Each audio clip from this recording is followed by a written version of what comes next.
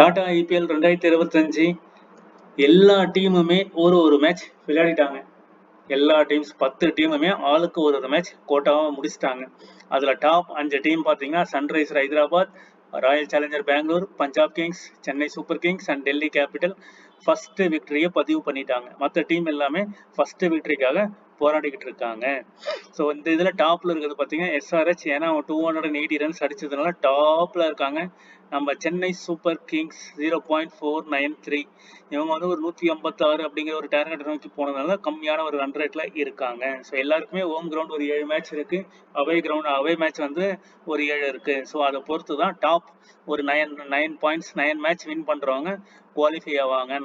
8 matches அது பரபரப்பாக போயிட்டு இருக்கும். இப்போ ஆளுக்கு ஒரு மேட்ச் விளையாடி இருக்காங்க, எல்லா மேட்சுமே முடிஞ்சிருச்சு. ஸோ டாப் 5 டீம்ல இந்த டீம்ஸ் இருக்காங்க. இதுதான் ஐபிஎல் 2025 பாயிண்ட்ஸ் டேபிள்.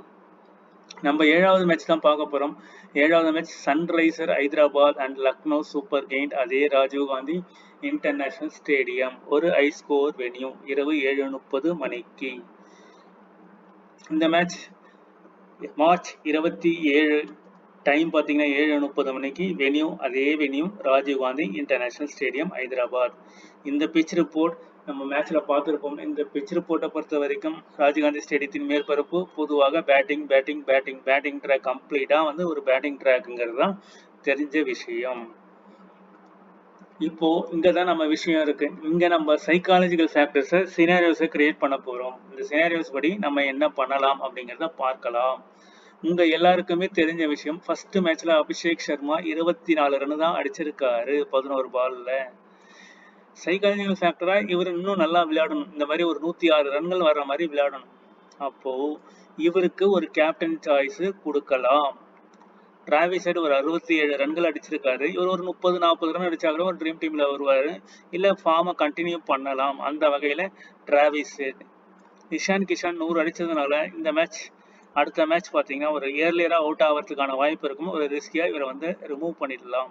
அதே மாதிரி 15 பால் 30, ஹென்ரி கிளாசன் 14 பால் 34, இந்த 2 பிளேயர்ல இருந்து ஒரு பிளேயர்ஸை கொண்டு போகலாம்.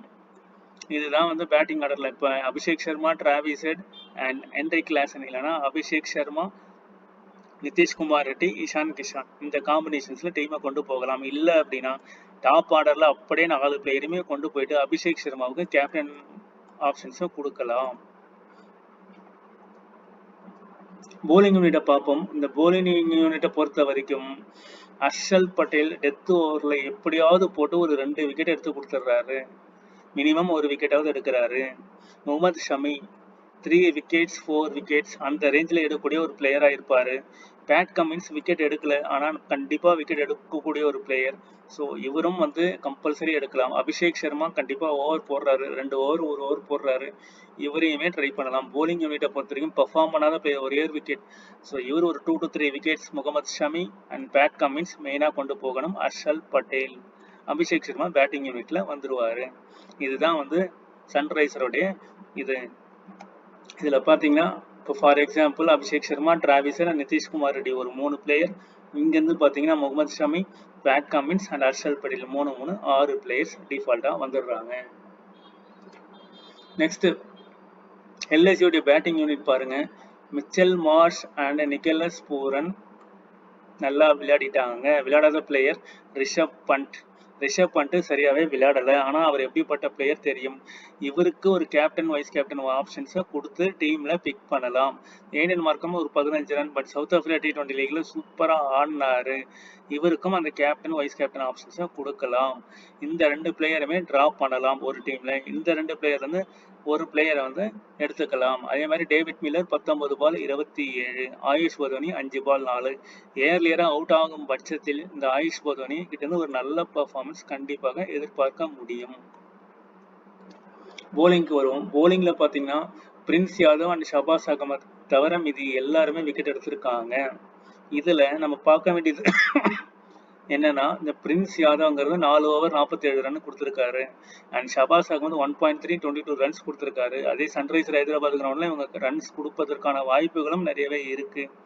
இந்த மாதிரி இடத்துல இந்த திவேஷ் சிங் அப்படிங்கிறவரு நல்லா போட்டிருக்காரு. மணிமாறன் சித்தார்த்தம் நல்லா போடுவாரு. பட் இந்த கிரவுண்டை பொறுத்த வரைக்கும் ஷர்துல் தாக்கூர் கிட்ட இருந்து நிறைய வேரியேஷன், ஸ்லோவர் பால், ஃபாஸ்ட் பால், மீடியம் பால், ஆவரேஜ் பால் எல்லாமே மிக்ஸ் பண்ணி போட்டு இவர் திரும்பவும் விக்கெட்டை கைட்டி கொடுக்கறதுக்கான வாய்ப்புகள் இருக்கு. இவரை மட்டும் ஒரு போலிங்ல நம்ம எடுத்து பார்க்கலாம். அதுக்கப்புறம் ரவி பிஷ்னாயை எடுத்து ட்ரை பண்ணி பார்க்கலாம். மற்றபடி டீம்ஸை பொறுத்த வரைக்கும் சித்தார்த், திக்வேஷ், பிரின்ஸ் யாதவ் வந்து ஒரு ரிஸ்கியா ட்ரை பண்ணி ஒரு போலரா இவரை எடுத்து ட்ரை பண்ணலாம். பட் ஷர்துல் தாக்கூர் அண்ட் ரவி பிஷ்னாய் இவங்க 2 பேர் மஸ்ட் பிக்கா இருப்பாங்க. பேட்டிங்கை பொறுத்த வரைக்கும் ஏடன் மார்க்ரம், ரிஷப் பண்ட், ஆயுஷ் பதோனி. ஷபாஸ் அகமது வந்து லோயர் ஆர்டர்ல வர்றதுனால அவர் பேட்டிங் வாய்ப்பு ரொம்ப கம்மியா இருக்கு. 8 பால் 9 ரன் இந்த மாதிரி தான் ஆடக்கூடிய ஒரு பிளேயரா இருக்காரு. இவருமே 1 or 2 balls போல் பண்றாரு.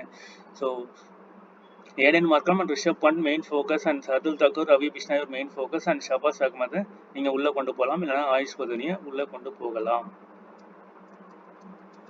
ராஜீவ்காந்தியோட ஸ்கோரிங் பேட்டர்ன் 150 35 முறை, 151 129 12 முறை, 170 189 13 முறை, above 190 18 times.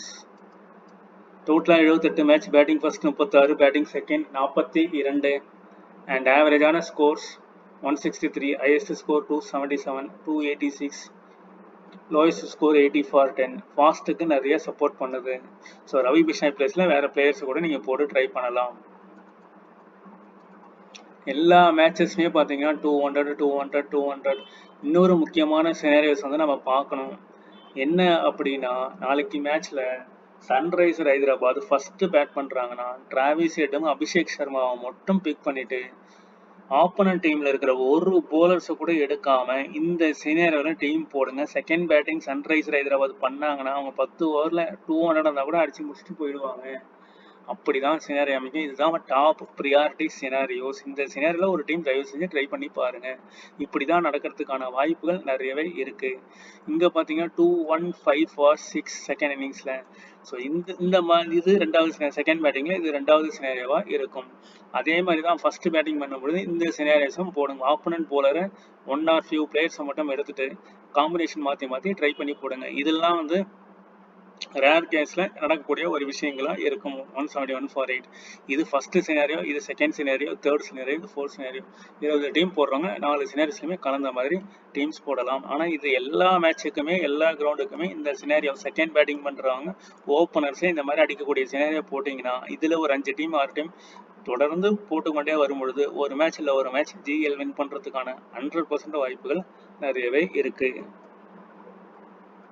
Fast 24, spin 17. மொத்தமா 4 மேட்ச். அதுல வந்து Lucknow 3 match, Sunriser 1 match win பண்ணிருக்காங்க. இந்த பிளேயிங் 11 நம்ம ஸ்கோர் கார்ட்லயே பார்த்துட்டோம்.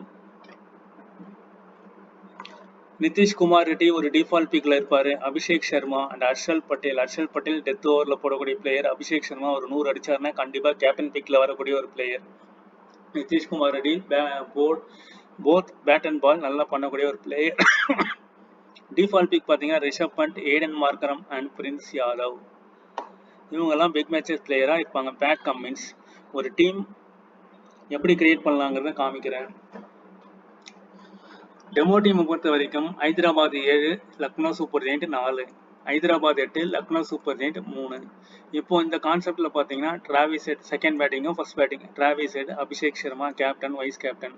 அவங்களுடைய போலிங் யூனிட் தான் பேட் கம்மின்ஸ், ஹர்ஷல் பட்டேல், நிதிஷ்குமார் ரெட்டி, இதெல்லாமே ஹென்ரி கிளாசன்.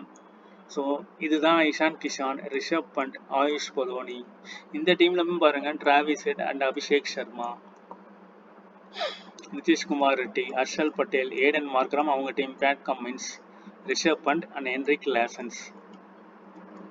இது லக்னோ சூப்பர் ஜெயிண்ட்டுக்கு ஏற்ற மாதிரி லக்னோவுக்கு 6, லக்னோவுக்கு 5.